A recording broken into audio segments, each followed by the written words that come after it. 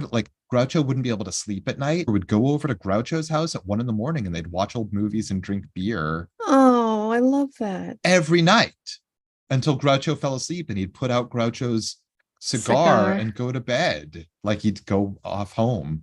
And I bet he was so fun to hang out with. Both of them, really. Groucho brought all like old Hollywood friends to go see Alice Cooper perform, like Jack Benny, Mae West, literally like people like professional ballet dancers that were performing as skeletons for Alice Cooper would look on the side of the stage and see Fred Astaire. Like, how That's amazing is that? crazy. Yes. Apparently, and their origin story is so great. They met singing a duet of Lydia the Tattooed Lady for like a party at Frank Sinatra's.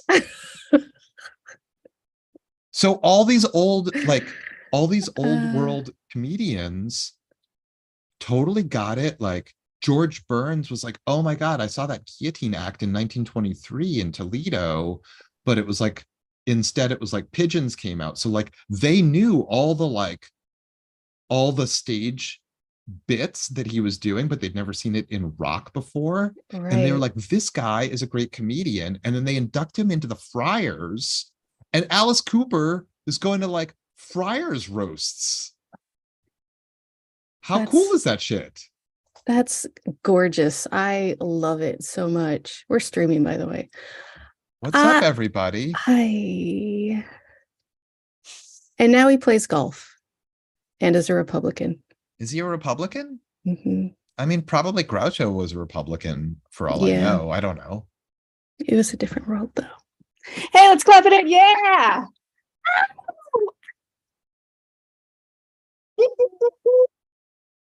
What's up, everybody? It's on fire tonight with Josh and Tressa. I'm Tressa. I'm Josh, and we are going to talk about Our Flag Means Death, Season 1, Episode 5. So, if you haven't seen it yet, we're going to spoil it. Yeah. So you should watch it first, It's a good idiot. show. It's a really fun one. Josh, they're all fun. I don't know what you're talking about. That's like saying it certainly was on TV.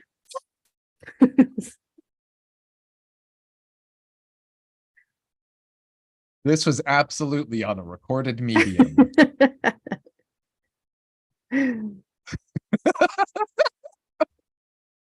And I watched it. So, Tressa, Josh.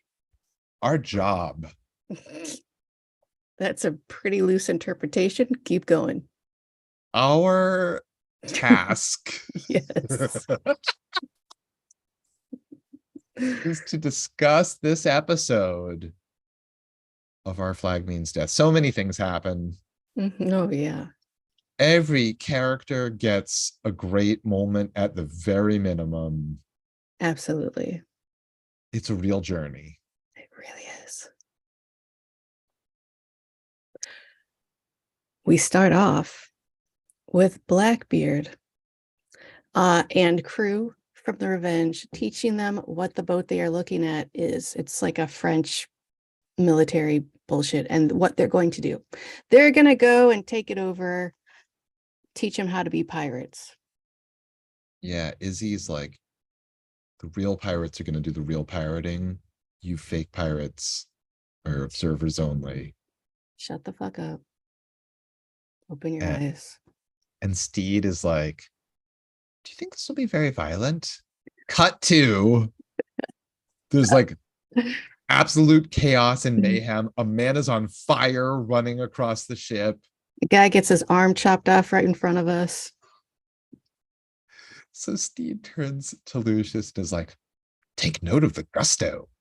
And Lucius is like hiding inside himself with fear. He's like, what? Huh? What? It's like, what gusto? What gusto they all go at it with. Oh, Reese.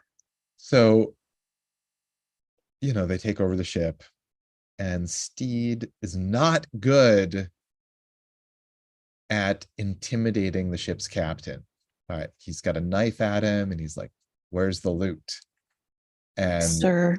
yeah, the captain does not respect him at all. And So Blackbeard weird. has to give him a few lessons. He has to explain about looting and intimidation techniques.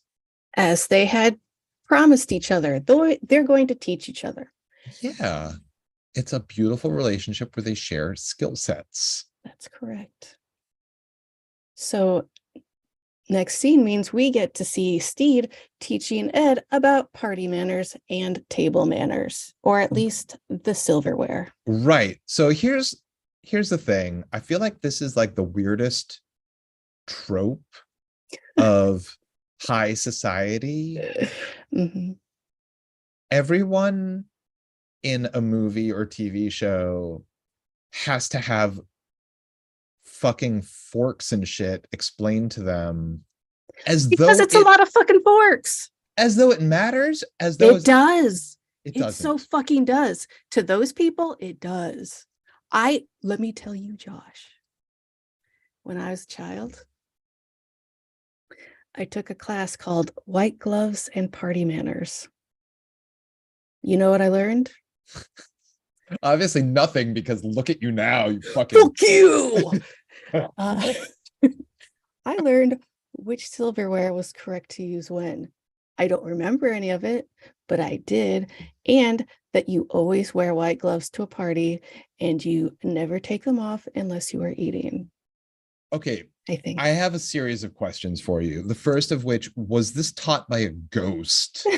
Because like, you didn't grow up in the 50s.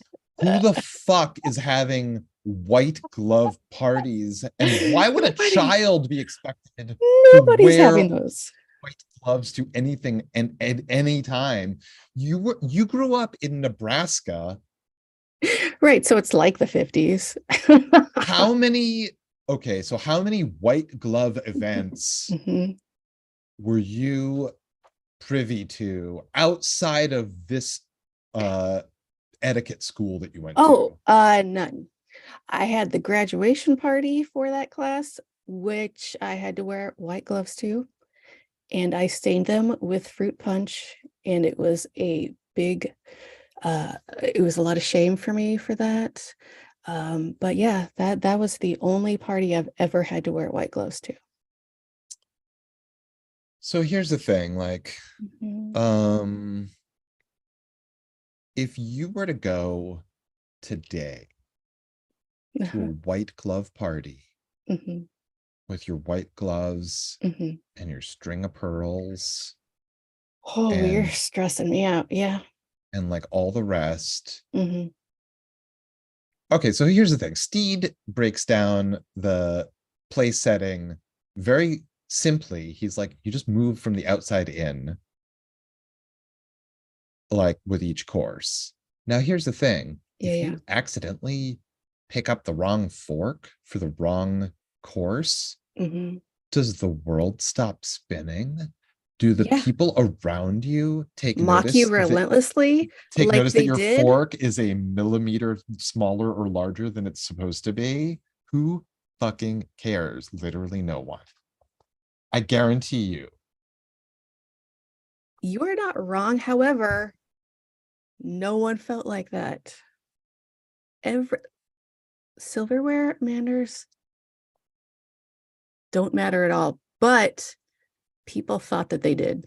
I, okay, so I'm not saying that manners don't matter, and I'm not saying that like table manners are meaningless, that you should just eat with your hands and go Right, crazy. right, right, right, right. But the Protocol. idea, I should have said protocol, not right. silverware manners, but silverware protocol does not matter at all. But these people think that they do or did. Okay, so let's say you know all of the protocol perfectly, Mhm, mhm. but you willfully break it. Why would you ever, Josh? That's Now, aren't you disgusting. like a cool rebel? No, you are You're like, yeah, disgusting. Ugh. you're one of the bad kids smoking Oh, cigarettes in just the get the fuck out of my smoking fucking in the mansion. boys' Oh room. my We're God. gonna get a cease and desist from Motley Crue. That wasn't Motley Crue, was it? Smoking in the boys' room? Yeah. Uh, Oh, wait, it might have been a cover. Was That's what I'm Smoking in the Boys Room a saying. cover? I think it was. All right, I'm gonna actually time out. I want to look this up. I want to know. All right, I'll I, tell you more about I want White to know Gloves what and love Party Manners is. while you look that up. I actually bought the textbook on eBay a few years ago because it has the most beautiful 60s line drawings on every page. Because I think the book came out in like 61 or something, 65 maybe. I don't know. Smoking in the Boys Room, originally recorded by Brownsville Station in 1973 on their album Yeah. Called it. Yeah, absolutely. Mhm. So yeah, that's Motley Crue doing a glam cover, much as Quiet Riot, Come On Feel the Noise is a Slade cover. Right. Um, so all right, if Brownsville Station wants to hit us with the cease and desist. Send Do that letterhead. yeah, letterhead. Oh, yeah. I think that there might be a sub faction of the super fans that call themselves Letterhead. Yeah. There Are they are are they attorney the fans. letterheads or are they letterhead? They're the letterheads, obviously. What's up, letterheads?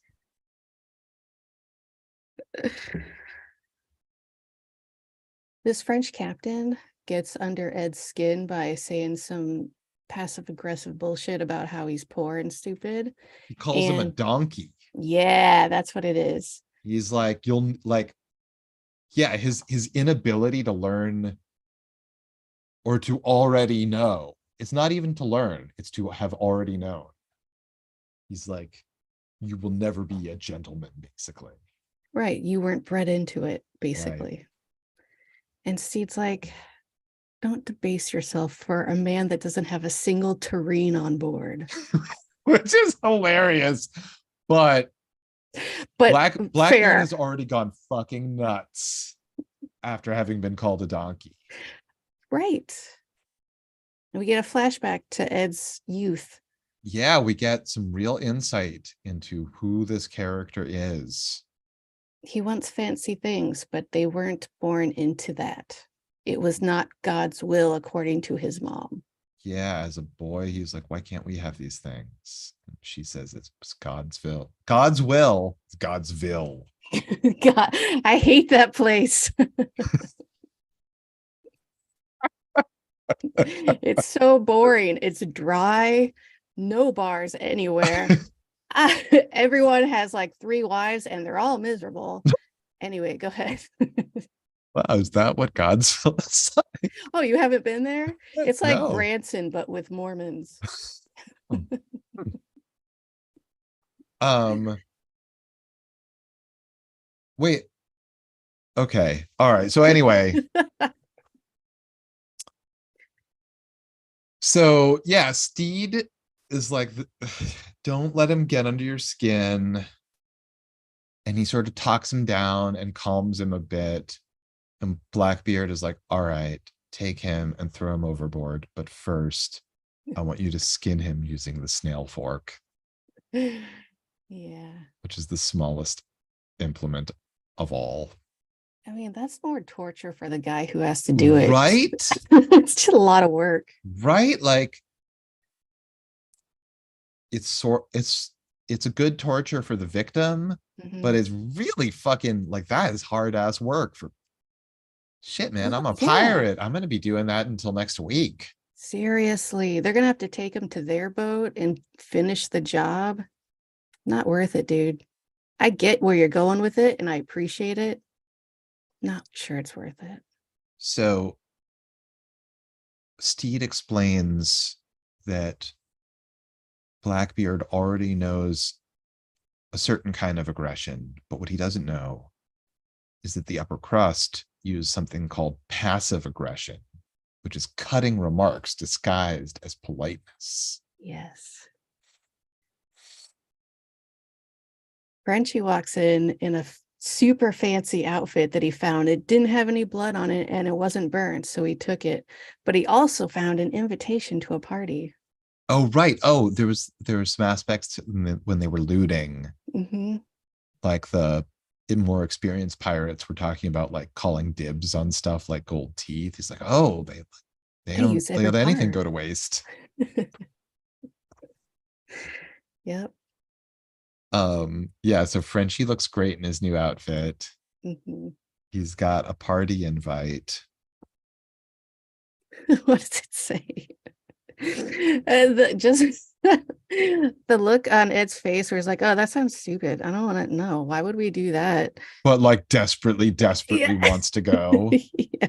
He's like, oh, whatever, who cares? Who would even want to? Yeah, that sounds stupid. I mean, Yeah, they're whatever. just gonna talk about like fancy things and fancy The clothes. clothes and We're going. things. That's fine, we're going. So yeah, he's excited. The fancy party will give me a chance to practice my massive aggression, passive aggression. Then we go into some cabin where Lucius is going down on Pete and Wee John's taking a nap and Izzy walks in. He's like, you guys got to do all these things that I'm telling you. I'm giving you orders. And like Lucius is like wiping his mouth and he's like, what? You're not our captain. Fuck you. And he's like, oh, you think you're cute. Actually, I think I'm just so, but I carry myself as if I were cute. Worked on me. He's like, so that like Izzy's like, oh, daddy, Daddy. oh, That I've got was a job for you. Izzy. Izzy. So uncomfortable and yet not me, him. Yeah. So uncomfortable and yet so at home doing that. And then I feel like he realized the vibe in the room was off. Yeah, he did not read the room very well. Like he was trying to convey terror, like he was trying to make them feel terrorized, Yeah. but he wasn't effectively No, doing that. He just no. seemed super weird. So he very much undermined himself. He's like, whatever, fuck you guys, let's go. You have to do this, Lucius, now. And Lucius is like, you're not our captain. I only do what my captain tells me to do. He's like, I'm gonna fucking make you do these jobs. And Izzy makes him snap to. Mm-hmm. He takes him to on some weird swing thing. Right. We later see him being lowered on like a tiny, like just it's A 2x4 attached to a rope, basically. right. His job is to like scrape barnacles off the hull while Fang oversees his work. Mm-hmm. And he's like, oh, has anyone ever told you you have great cheekbones? Lucius asking Fang. And he's like, once or twice. Oh, Fang. Has anyone ever sketched you? So then we get to the deck of the ship where the party is happening. They all go over their personalities, who they are. Right. So the invitation was for Sir Godfrey. Right. So Steed That's is going to Steed. just be Sir Godfrey. Mm-hmm. So he introduces himself as such, and then Blackbeard Chooses the name Jeff. the accountant. Mm-hmm. What's with the name Jeff? They hate Jeff, I think. I don't know. Who is Jeff? Maybe it's just funny to them. Yeah, maybe. I'm not sure because, like, right. Or maybe it became a thing because it was, you know, a funny name to make fun of in What We Do in the Shadows. Right. So maybe this is sort of a runner. I don't know. It is the most pedestrian name, right? Yeah. Like there are other pedestrian names, but Jeff is about as pedestrian as they come.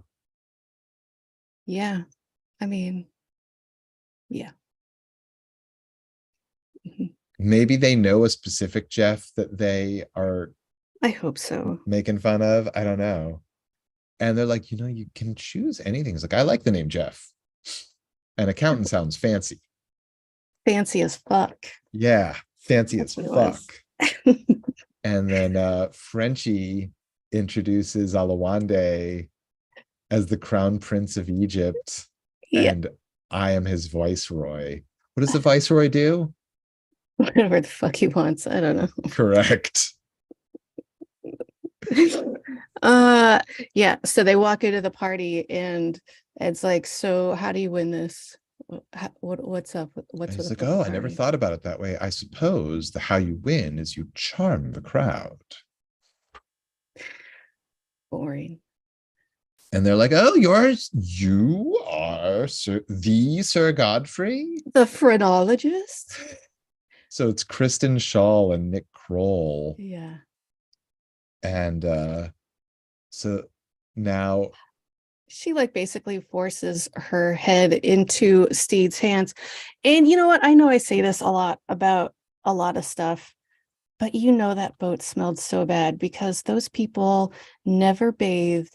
They had right. those nasty ass wigs. You know, they're all infested with lice and nits and gross. Aristocrats then, fucking disgusting.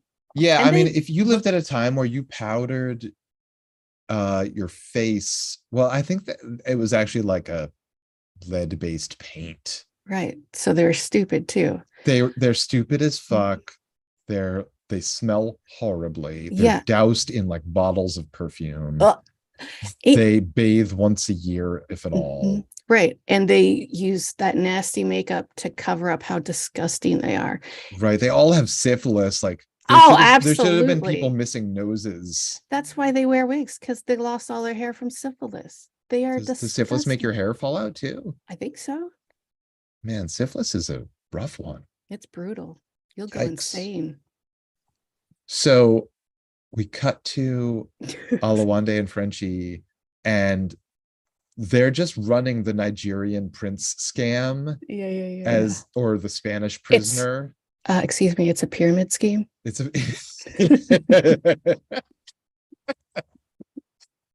right. It's a pyramid scheme, except it's Spanish prisoner. Mhm, mhm. Oh, so what's going on here is the prince, his fortune is unfortunately locked away in a pyramid, and we just well, you know what? I shouldn't be telling you this. Oh, you know what? You're cool. I'm gonna let you in on the secret. Mhm, mhm, We just need some super hush hush investors who will become fabulously wealthy. mhm. So they talk this guy out of some money very easily, and they're congratulating themselves. And his servant is like, I see what you're doing. I can hear you. And they're like, oh, well, I mean, we're just fucking around. Whoopsie daisy. And he's like, why don't I set you up with an office? You can see more of these fuckers. There's a line out the door to get in on this pyramid scheme. You know, when he gave him that office to do that, if they walk in and Frenchie like gives them a tip, basically, like hands him Right. some Like, cash. here And you I go. am willing to bet millions of dollars that he would have done it for free just to see all these assholes go down. Because who Sure. wouldn't? Hilarious. So fun. Right. But I think that like the point is our guys are cheating these people out of their money, not because they want money or even value it. It's just fuck those assholes. Yeah, And that's what everyone's on board for, including the absolutely. servant. Yes. Because absolutely, of course.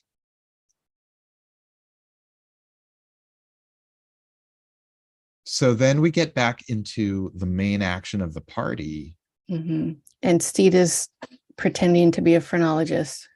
But then Jeff, the accountant, is a huge fucking hit. He knocks him dead with his hilarious jokes that he didn't realize were jokes. Right. So Steed incorrectly guesses where Antoinette is from. And she's like, I'm Prussian. And Ed is just like, killed a Prussian once. And everyone's silent. And what is his line? Sometimes Uh, quickest end to a bad conversation. Sometimes the best end to a bad conversation is a quick death. Something like that, yeah. And they fucking quick death is the best way to end a bad conversation. Oh shit, that's the best thing we've heard in months. Thank you, sir. You're a new favorite. Wait until you hear about my life as an accountant. Oh, he tells him about how he ate human meat once. They're like, what are you, this guy's crazy. This is amazing. You know, we see Lucius charming Fang, and then There he's sketching him now in right. Steve's cabin. And when we pull back to see the sketch, it's just he's literally just drawing his penis and balls. Oh, that's a nice likeness. It's very good. Right. Like all these other guys have come into the room and they're complimenting his work. You've really captured something. Uh, And Fang tells Lucius and these other guys that Izzy's nickname is Izzy the Spewer. yeah, because he gets seasick. Because he threw up one time. And man, low blow. Everyone loves it. They got some shit on him now. Right. Now they got the dirt on Izzy, who Lucius already called him Iggy, which is like the dumbest burn, but it's funny as hell too. Agree. Back at the party, It's dinner time. yeah, and Ed has not mastered the order of forks and spoons and things. And Josh, you know what happens because he does not do that? They fucking roast him. Yeah. Yeah, Nick Kroll uses passive aggression and Ed loses his fucking cool and he's like, I'll fucking, you don't even fucking know. And Kristen Shaw as Antoinette is like, oh, what are you going to do? Bore us to death? And everyone's laughing at him. And he runs out of the room in tears. He's so upset. By the way, yeah. Nick Kroll with the aristocratic makeup on looks shockingly like Robert Wool to me. I would have to look at him again, but I didn't see that right off the bat. All right. Well, super fans and letterheads alike, check it out. Tell me what you think. That's just my opinion. So Ed runs out. He gets out on deck and he's like, let's get out of here. These guys suck.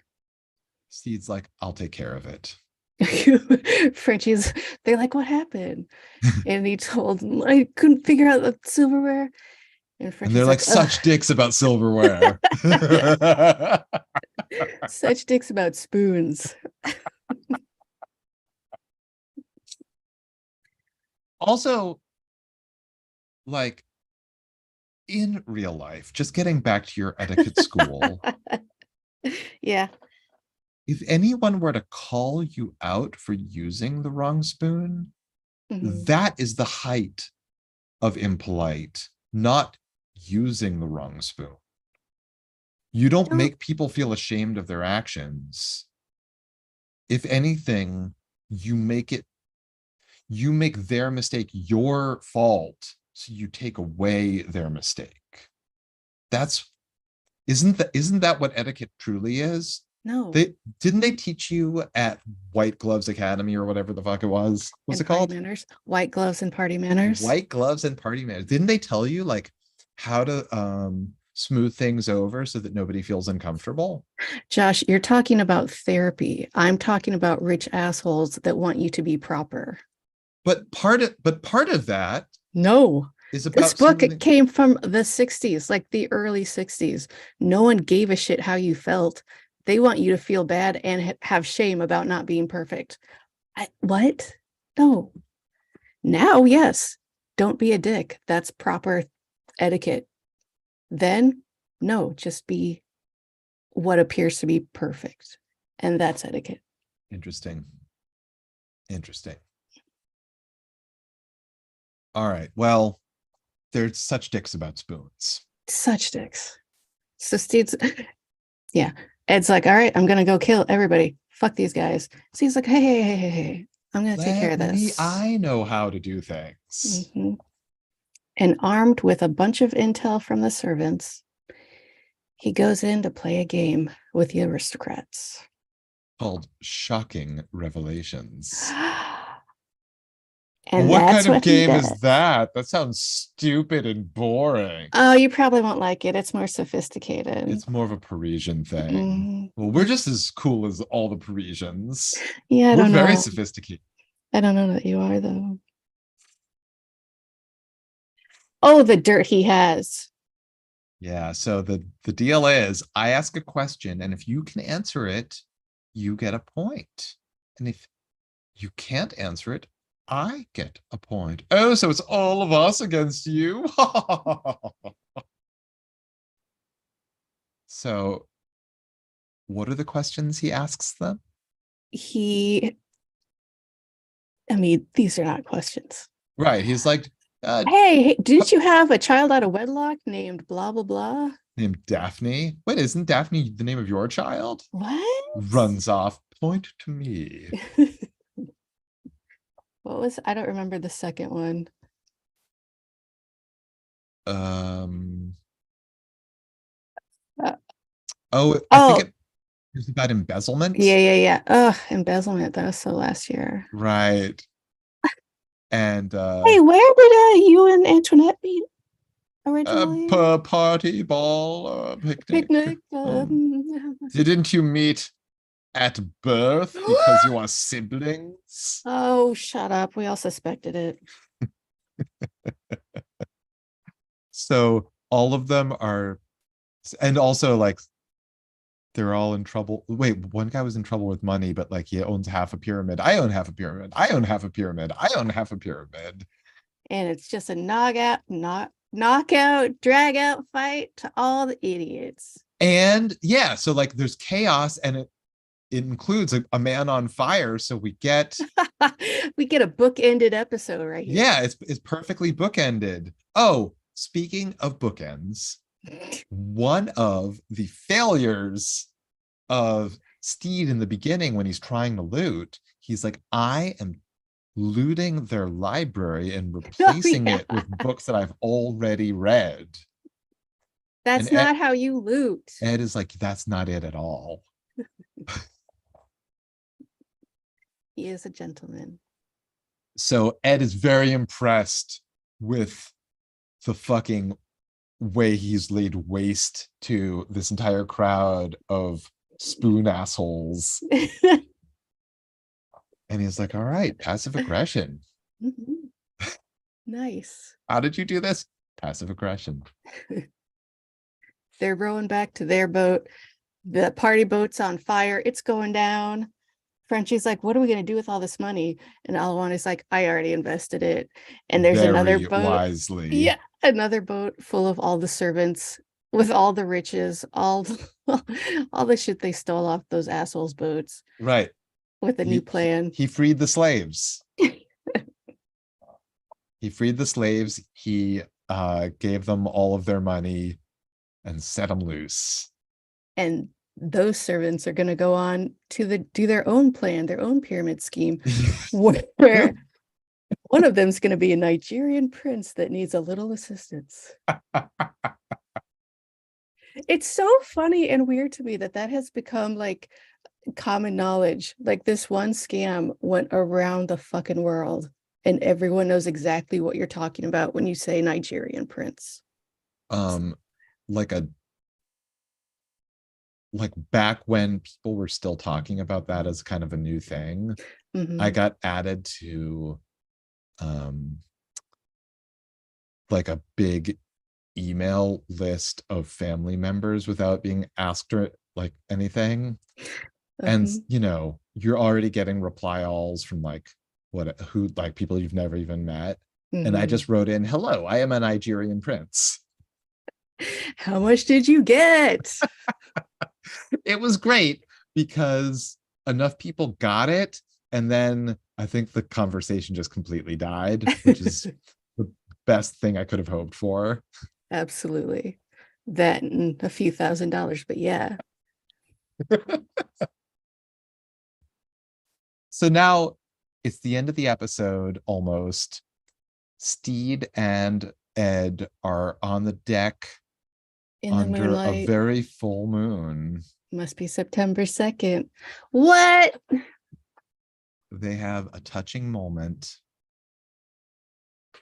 where Steed fancy, is, or Ed is fondling his fancy silk that he's had since a child. right, the one that he coveted as a kid. Like, why can't we have stuff like this? He's like, oh, it's just this old thing.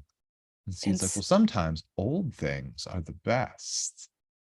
And then like folds it and like he makes a he gives pocket him a little square, pocket square out of it. Yeah, which I don't think he had ever considered. And it was just like, oh, that's the best idea ever. And totally. yep, I loved it.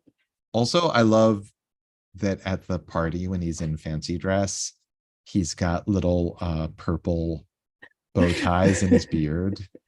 Yeah, I don't even know if that's something people did, but it was great.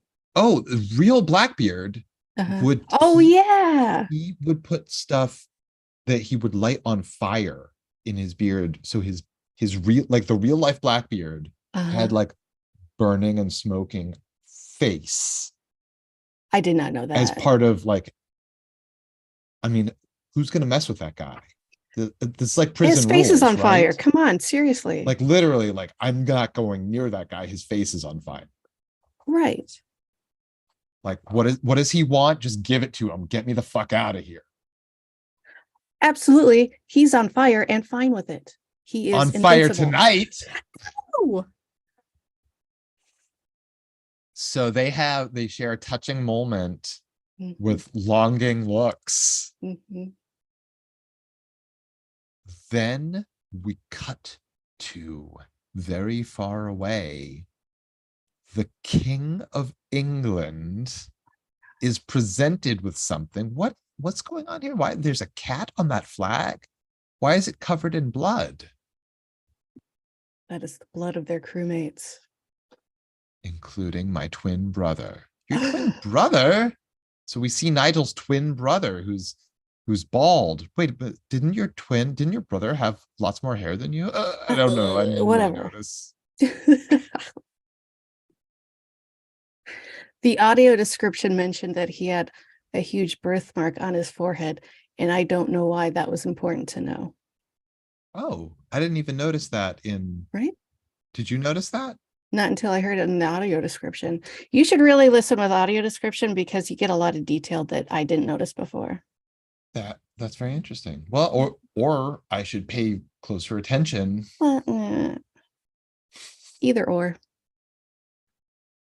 So the episode ends with the King of England empowering them to go forth and get vengeance. Yes.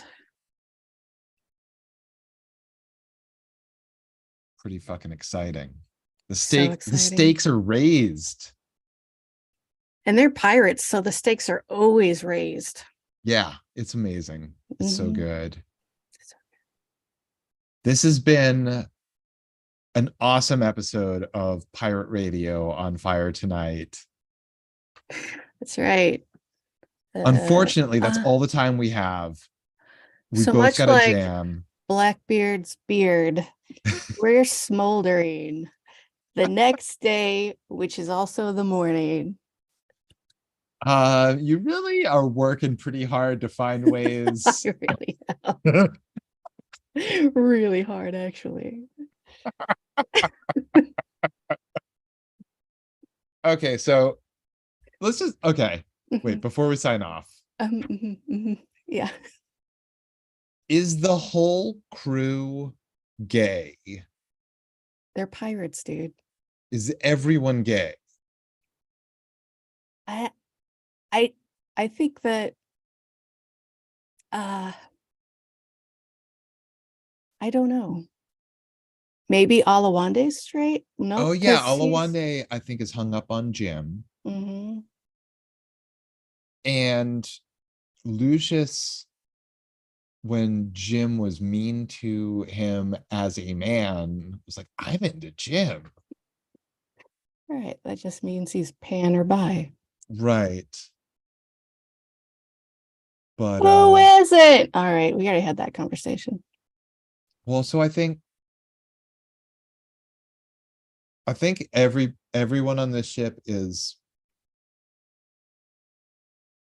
or maybe on all ships, maybe every single character in the show, excluding Nick Kroll and Kristen Shaw, who are married siblings. Everyone else is gay or bi. Yeah, I think so. I Oh, think but that's fair. wait, What? is what about Jim? Oh,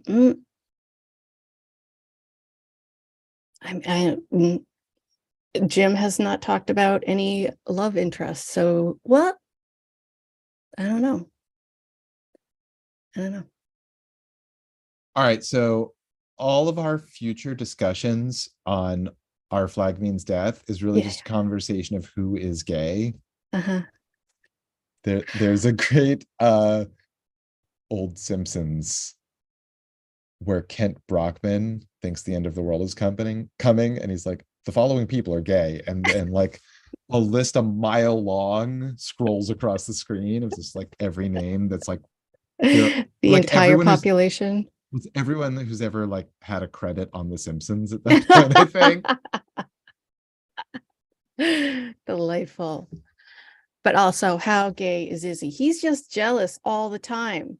That's Yeah, yeah. So um and that whole daddy thing, like, yeah, Lucius stands up to him after being told to like do a million things. He's like, I'm gonna let everyone know that you're Izzy the Spewer. You wouldn't want that going around. right. And he because Izzy was like, if you don't do what I tell you, I'm gonna tell everyone that you were sketching that guy naked and blah blah blah. And he's like, Lucius is like, hey Pete, I sketched Fang naked. And Pete's like, nice. Right. He's sketched most of us. Right. Yeah.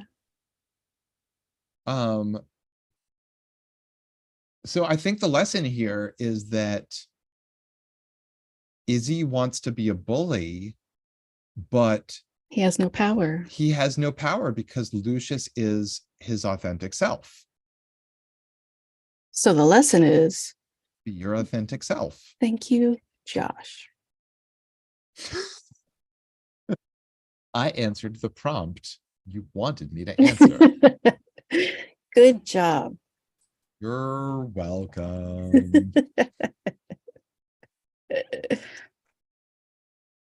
Yeah, Uh, is there anything else about the episode we haven't touched on that we should? probably, but I can't think of anything.